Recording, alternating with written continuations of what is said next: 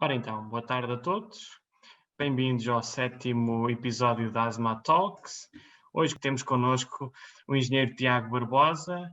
O engenheiro Tiago tem a formação base do engenheiro Tiago é engenharia química, fez algumas pós-graduações na área da segurança e neste momento encontra-se connosco cá em Portugal a trabalhar na ADAI, a fazer investigação. Iria dar as boas-vindas então ao Tiago e agradecer ter aceito o nosso convite e passaria a palavra ao Tiago com uma primeira pergunta e perguntando ao Tiago o porquê de ter escolhido Portugal para dar este passo na investigação. Olá, Johnny, olá, Miguel, olá a todos que nos assistem. Obrigado pelo convite e parabéns pela iniciativa do site de vocês. Espero que continuem fazendo esse trabalho por muito tempo, porque é um trabalho muito importante e valioso, tanto para a sociedade, a população, como também para os agentes de proteção civil. Bem, Portugal. Por que Portugal? Eu tinha interesse, uma vontade de me especializar um bocado mais na área dos incêndios, especificamente na parte de explosões. É algo que sempre me interessou e não teve assim muito pensamento para vir a Portugal, não. Eu fui ao Google, pesquisei um doutoramento e vi que havia um doutoramento em segurança ao incêndio aqui em Coimbra, nos Estados Unidos e em outro país aqui da Europa que eu já não recordo o nome. E vim para Portugal porque é a mesma língua. É a mesma língua, nem sempre tão parecida, Sim. mas, enfim, a facilidade da língua foi o que pesou mais para eu vir aqui a Portugal. O curso, que era o curso que eu queria, em um país que a língua é quase a mesma, né? Muda um bocado algumas coisas. Algumas coisas. Foi por isso que eu vim a Portugal. Estou aqui desde 2018, segundo semestre de 2018. E gosto muito daqui, principalmente de Coimbra. O Tiago está neste momento como estudante de doutoramento, tem tido a oportunidade de estar a trabalhar com o professor Xavier Viegas no Centro de Estudos de Incêndios Florestais da ADAI e está a desenvolver a sua tese de doutoramento relacionado com explosões de botijas de gás. É isso, Tiago? Correto, exatamente. Foi um tema proposto a mim pelo professor Xavier e coincidiu perfeitamente com o que eu buscava, que era a área dos incêndios e explosões. Sempre num contexto aqui um bocadinho diferente do que é normal. Normalmente, quando se estudam as explosões, é num cenário mais industrial, mais urbano, não nesta vertente do impacto dos incêndios florestais neste tipo de situações de explosões de botijas, certo? Certo. Quando eu vim, eu tinha em mente exatamente isso, a parte de explosões na área industrial.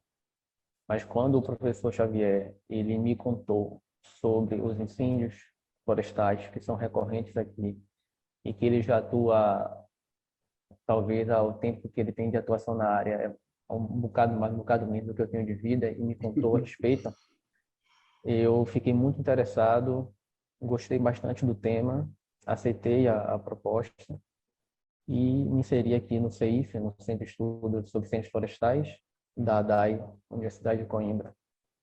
E aqui estou já na fase final, né, de conclusão do trabalho. Tiago, em relação aos teus resultados, disseste que estás em fase final de doutoramento, pelo menos já há muitos dados experimentais, já estás com certeza a analisar tudo. Do teu ponto de vista, gostaria que explicasses um bocadinho concretamente em que consistem estes ensaios experimentais e quais são os primeiros resultados e que possas partilhar connosco do teu estudo. Bem, nós fizemos testes, os primeiros testes nós fizemos com as garrafas de gás contendo água, até a etapa que nós fizemos os testes com as garrafas de gás cheias, como são vendidas aqui em Portugal. Nós começamos os primeiros testes para avaliar a diferença de aquecimento do fluido que está dentro da garrafa entre as garrafas feitas em metal e as garrafas feitas em compósito, que são as duas garrafas mais vendidas aqui em Portugal, as comumente encontradas. Percebemos que as garrafas fabricadas em compósito, o gás, o fluido interior, ele aquece com uma rapidez maior, porque a parte polimérica da garrafa, ela torna-se um combustível e a pressão no interior da garrafa, ela cresce muito mais rapidamente. Apesar de ter em mente que um metal ele tem uma condutividade maior, né? Eu particularmente imaginava que a garrafa metálica ela ia ter um aquecimento mais rápido, mas não, foi justamente o contrário, porque todo o material da garrafa de compósito ele torna-se também um combustível e vai queimar até que todo o polímero ele seja desfeito e fique apenas a parte fabricada em fibra de vidro. Então, nos nossos testes, a parte polimérica ela derreteu, queimou e aqueceu a garrafa de forma muito mais abrupta do que uma garrafa de aço ela é aquecida. Posteriormente, nós fizemos testes em campo. Estes primeiros testes foram no nosso laboratório. Fizemos os testes em campo, onde colocamos as garrafas submetidas a um incêndio florestal em um declive, e para avaliar exatamente, né, sair de uma escala de laboratorial para ir uma escala de campo. E na fase final nós fizemos os testes com as garrafas contendo gás, novamente as garrafas em aço e as garrafas em compósito, garrafas com dispositivo de alívio de pressão, aquelas válvulas de alívio de pressão, e as garrafas sem as válvulas de alívio de pressão. Inclusive, as válvulas de alívio de pressão elas são diferentes para diferentes tipos de garrafa. As da garrafa de compósito, elas têm um dispositivo um pouco diferente das garrafas de metal, mas há válvulas de alívio, dispositivos de alívio para os dois tipos de garrafa. E nós testamos os principais: as garrafas de compósito, as garrafas de metal, com e sem alívio de pressão. E o que já era esperado, as garrafas sem a válvula de alívio de pressão foram as que rebentaram, né? Correu o blefe, que é o nome do evento. Com uma grande liberação de energia, fragmentos lançados, sob a pressão, formação de uma fireball. E, do contrário, as garrafas que tinham a válvula de alívio de pressão, elas não rebentaram. Houve apenas a libertação do gás e a inflamação do gás posterior. Exatamente. Okay. Houve a libertação do gás através da válvula, formou um jet flame, algo semelhante a um maçarico. O gás foi sendo liberado, até que não houvesse mais uma pressão suficiente dentro da garrafa, e a garrafa permaneceu em segurança, né, sem arrebentar. Embora uma liberação de calor, do ponto de vista, a depender do que haja nas imediações da garrafa, possa vir a causar um incêndio, mas, sem dúvida, a válvula de alívio de pressão ela é um dispositivo de segurança imprescindível e que evita o pior cenário, né? Sim, sim. Então, eu vi na peça que a TVI fez sobre o teu estudo, vi que os fragmentos das garrafas sem a válvula atingiram cerca de sensivelmente 100 metros, não sei, Exatamente. 100 metros, considerando que Isso. devem ir incandescentes, estamos a falar numa propagação, não é, de um foco de incêndio secundário ou algo semelhante. Sim. A garrafa, ela quebrou-se em dois grandes pedaços. um com a massa aproximada de 10 quilos e outro com a massa aproximada de 4 quilos. Esse de 4 quilos, ele alcançou uma distância de 113 metros e o de 10 quilos, uma distância de 86 metros. E fizemos também a estimativa da velocidade. Nos dois casos, a velocidade de lançamento destes dois fragmentos foi superior a 200 km por hora. Então, é um nível de energia liberado muito grande. Muito grande. Imagine um fragmento, exatamente, fragmento de 10 quilos, a mais de 200 km por hora. Imagine o que não pode fazer uma estrutura, né, uma edificação ou a uma pessoa. Uma pessoa, uma pessoa essencialmente, como é evidente, não é? A vida humana, mesmo um veículo de combate a incêndios que estivesse lá a fazer alguma operação, também certamente ficaria severamente danificado, como é evidente. Exatamente. Tiago, tendo em conta as várias tipologias de gás comercial que nós encontramos cá em Portugal, fizeste os testes a um tipo específico ou experimentaste entre butano e propano? Sim. Fizemos os testes, não só variando os tipos de garrafa, mas também o tipo de gás, né? Os gases usados geralmente para aquecimento de água, de comidas, etc. É o gás natural, que é essencialmente o metano, o butano e o propano. Porém, os gases engarrafados e vendidos são o butano e o propano. E nós fizemos o teste para os dois tipos de gás. As garrafas que estão contendo o butano são garrafas mais seguras, porque a pressão de vapor do butano é menor do que a do propano. Uma garrafa de butano e uma garrafa de propano, ainda que não estejam sob aquecimento, a uma temperatura ambiente, a de propano vai ter em torno de 2 a 3 vezes mais pressão do que uma de butano. Então, eu diria que, principalmente para uma residência, né, uma habitação, o mais seguro é usar uma garrafa de butano que tenha a válvula de alívio de pressão. A nível dos testes de terreno, já na parte final com o gás, houve mais alguma ilação que vocês tiraram a nível do comparativo que já tinham visto em laboratório? Não é? Houve mais algum quê? Mais alguma conclusão que conseguiram fazer no terreno, conseguiram ver mesmo no terreno, específico? A garrafa de compósito, ela, apesar de aquecer mais rapidamente, o dispositivo de segurança dela é mais eficiente. Porque uma garrafa de aço, ela é projetada para ter uma expansão do volume quando é aquecida.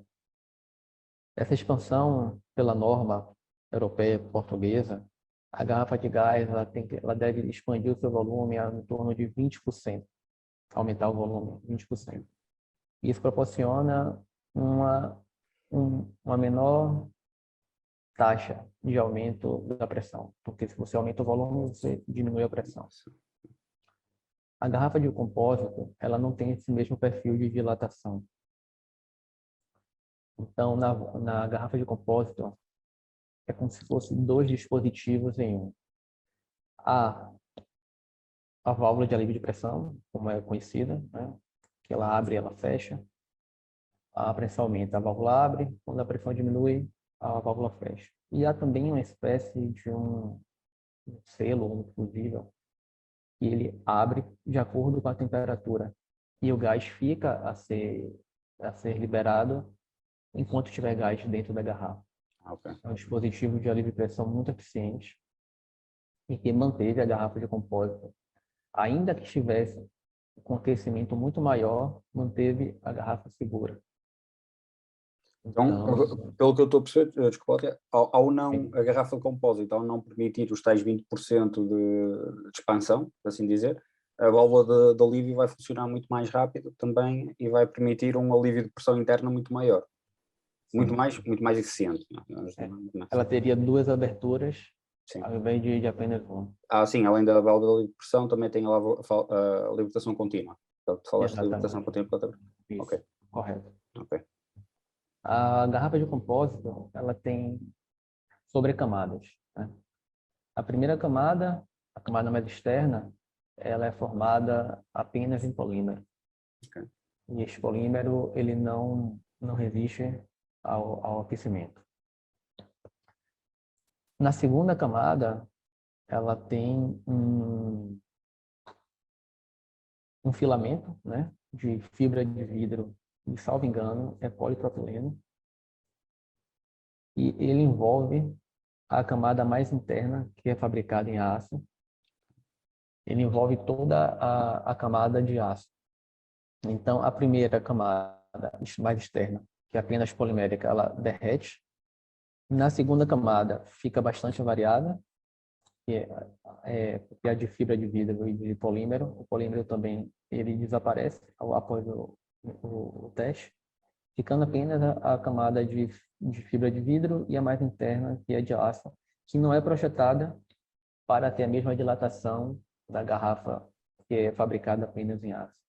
Então, o dispositivo de alívio de pressão, o dispositivo de segurança, ele tem que ser um dispositivo mais eficiente, né? Então, no que nós testamos, ele tem duas aberturas, né?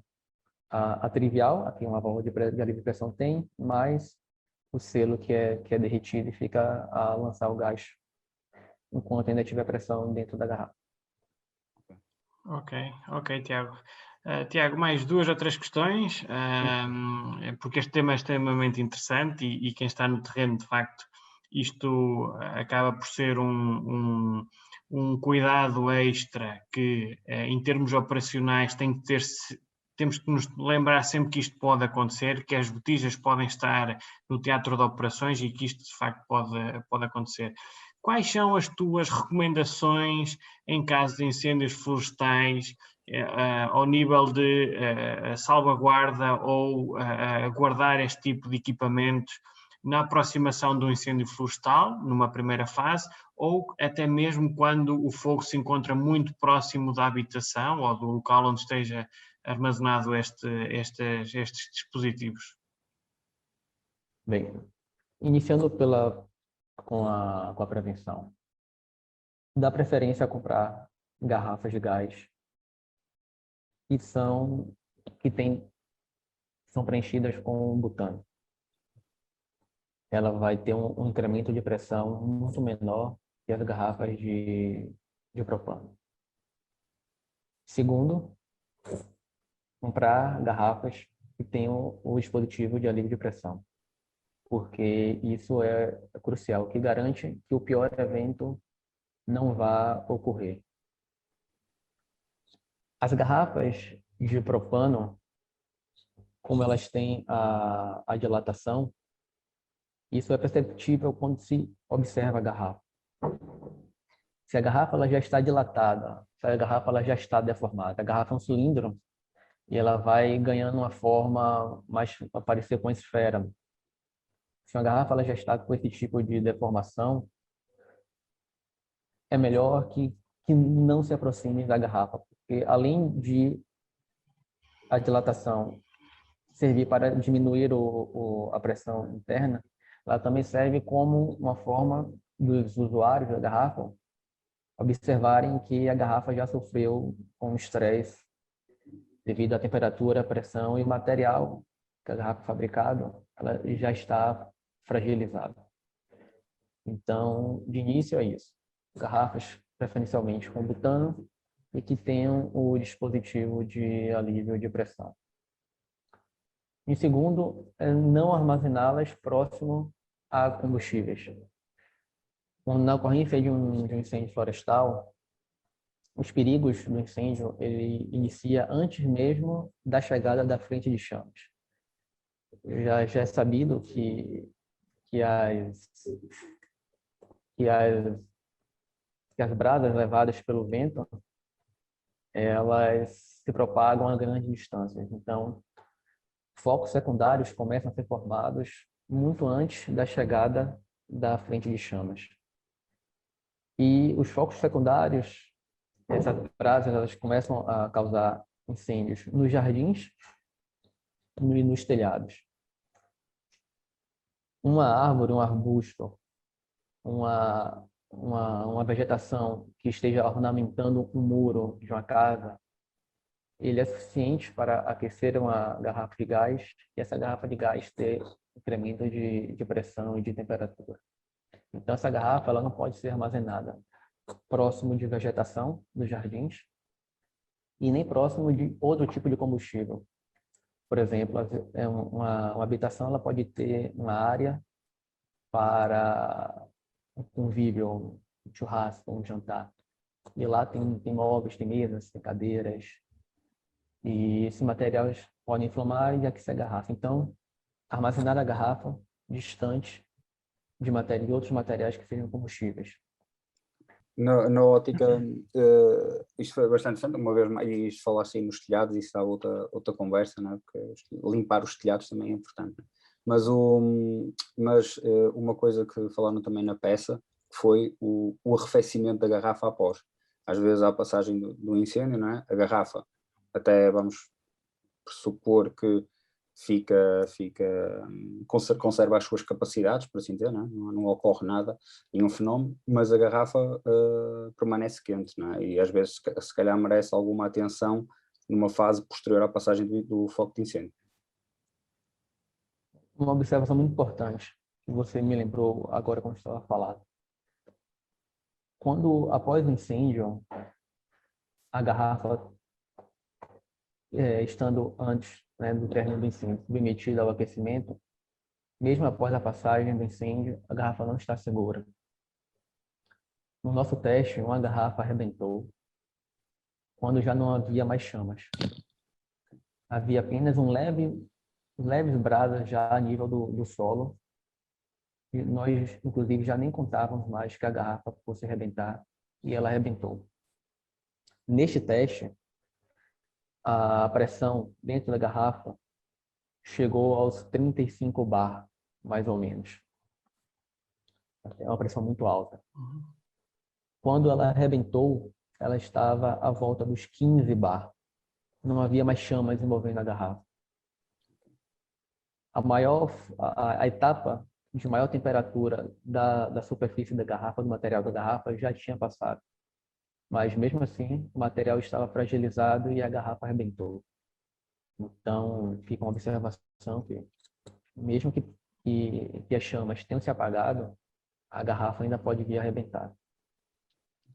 E eu vi que vocês usaram visão térmica, né? Câmaras térmicas, acho que até um drone. Vocês conseguiram fazer esse acompanhamento até do pós-incêndio, né? Da fase posterior, com a câmara térmica. É visível? Como é que eu ia dizer? É uma ferramenta útil, por exemplo, para acompanhar a evolução, vamos supor, um parque de garrafas, não é? O incêndio passa, não há nenhum rebentamento, por exemplo, para fazer uma verificação do estado do sítio desse parque, do aquecimento dessas garrafas, a câmara térmica provou-se eficaz? A câmara térmica, para você observar a temperatura que está a garrafa, ela é eficaz. Sim. Mas só isso não é suficiente para saber se a garrafa vai estar segura ou não. Porque, independente da temperatura que a garrafa esteja após a passagem das chamas, a garrafa arrebentou quando não estava na temperatura mais alta durante os ensaios. Então, sempre vai haver a dúvida se a garrafa está segura ou não. Inclusive, o mais provável é que, a depender do tempo que ela levou sendo aquecida, do estresse térmico que ela sofreu, é que ela não esteja segura. Ok. É sempre assumir o pior cenário. Sempre assumir o pior cenário, okay. Exatamente. Primeira regra da segurança, Miguel, é o pior cenário. Sim. Tiago, acreditando que já estás em fase final de doutoramento e a tua missão agora é terminá-lo, não é? Porque isto é um processo complexo, isto de fazer um doutoramento. Quais são as tuas recomendações para quem possa pegar no teu trabalho e que possa dar continuidade? O que é que gostarias de ver no futuro? Até inclusive é tu, um pós-doutoramento, caso isso seja pertinente. O que é que tu gostavas de aprofundar mais destas conclusões que tu tivestes e que possam dar outra visão do comportamento de botijas em contacto com altas temperaturas. No meu estudo, nós tivemos o foco no bleve, que é o rebentamento das garrafas. Mas existe um outro evento também muito perigoso que nós não abordamos e pretendemos abordar, e também esperamos que outras pessoas abordem. É a explosão de uma nuvem de vapor de gás. O ideal é que o usuário ligue a vazão, o caudal de gás, quando for usá-lo, e não que mantenha ligado. E as botijas de gás, elas têm as mangueiras para levar o gás da botija até o fogão. Essa mangueira sob aquecimento, ela derrete e começa, e estando a válvula da botija aberta, ela vai liberar o gás. Vai liberar o gás para um ambiente da casa, para a cozinha, da cozinha para a sala, para o quarto, enfim. E ainda que não haja chama, temperatura suficiente, ou ainda que a mangueira ela não tenha sido, né, danificada por uma chama, ela pode danificar pelo tempo, por um mau uso. Quando houver uma energia suficiente para inflamar o gás, este gás vai inflamar e todo este cômodo que estiver com a mistura de gás A dentro dos limites inferiores, superiores de inflamabilidade, todo o cômodo vai inflamar. Este é um outro evento também muito perigoso, muito gravoso, principalmente se houverem pessoas naquele cômodo, que nós não abordamos. Então, uma recomendação para estudos futuros seria o estudo da explosão da nuvem de vapor de gás. O importante, e a importância, e aí, né, leva-se a importância dentro daquilo que são as boas práticas de, após a utilização de uma botija de gás, desligar o redutor, não é? Desligar a admissão do redutor para dentro. Exato. Excelente. Muito obrigado, Tiago. Acho que foi bastante elucidativo e, uma vez mais, parabéns por esta investigação, que acho que, além de trazer um conhecimento que se calhar podia-se comentar, sim, a botija de gás é perigosa, mas isto realmente vem comprovar e vem dar um enquadramento muito mais científico a estes fenómenos e realmente é um trabalho de valor. E obrigado por estares aqui a partilhá-lo connosco. Eu que agradeço o convite. Fazendo as palavras do Miguel, também deixar aos nossos seguidores que, após a nossa entrevista terminar, vamos dar a oportunidade de passar também o excerto da entrevista que foi feita pela TVI, quer ao Tiago, quer ao professor Xavier Viegas, que os principais autores aqui deste estudo. Por isso, Tiago, mais uma vez, obrigado.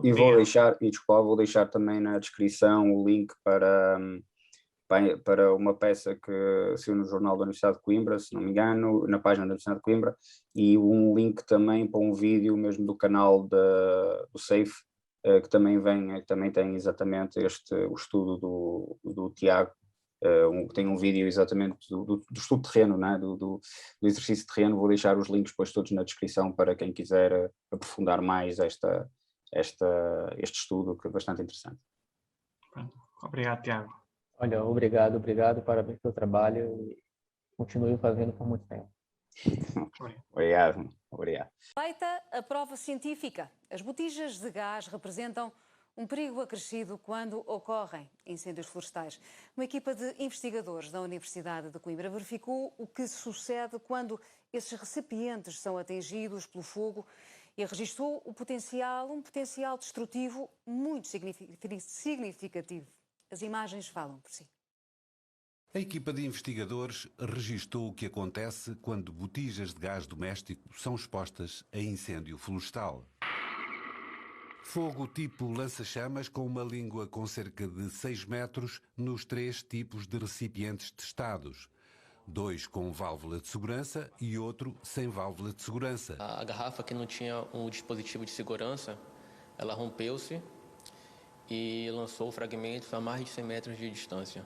Também foi gerada uma bola de fogo, uma onda de sobrepressão também, e os fragmentos alcançaram mais de 200 km por hora. Fragmentos de metal lançados a uma velocidade que não dá tempo a procurar abrigo, as botijas transformam-se numa autêntica bomba, sem ser necessário muito fogo. Pode acontecer com uma pequena fogueira, que foi o caso que nós fizemos. O que é realmente importante é o tempo de exposição desta garrafa ao fogo. Nós já tínhamos constatado esse perigo em vários casos que estudámos ao longo destes anos, quer de incêndios junto de habitações, quer sobretudo incêndios que causaram a perda de vidas, portanto a morte de pessoas. Perigo acrescido, como se comprova, com ou sem válvula de segurança, as botijas testadas são todas comercializadas. Eu acho que tem a válvula de segurança, ela vai libertar o gás, vai formar algo semelhante a um jato de fogo, que também tem lá alguma gravidade. Mas ela evita o evento pior, que é a explosão da garrafa. Se a pessoa tem que usar estas botijas, tem naturalmente que ter cuidado em armazená-las. Para já, procurar que elas estejam em locais seguros na casa, onde porventura não possa chegar o fogo, não as ter, portanto, no exterior, expostas, por exemplo, junto da vegetação, porque não é preciso muita vegetação, não é preciso muito calor para produzir este efeito que estamos a falar, e se as tiver, portanto, deve retirá-las antes. E não só quando acontece o incêndio, depois do fogo continua a ser necessária toda a precaução. As pessoas pensam que o incêndio já passou, que está tudo em segurança, e, no entanto, há material, particularmente estas botijas, que estão fragilizadas pelo calor, digamos, a dilatação térmica enfraqueceu o aço e, de um momento para o outro, ela pode rebentar, surpreendendo as pessoas que estão lá. Pode acontecer até com uma pequena fogueira, conta sobretudo o tempo em que os recipientes são expostos ao fogo e às altas temperaturas.